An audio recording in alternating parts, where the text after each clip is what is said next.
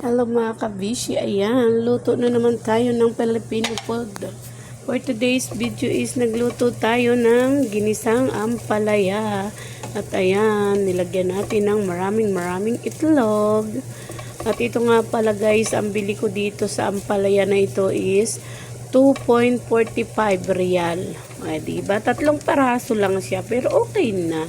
Ulam na namin to. Tatlo lang din naman kami. Pero hindi pa sure kung kakain ba tong aming kasama. Kasi sabi niya, first time lang niya makita tong ganitong klaseng gulay.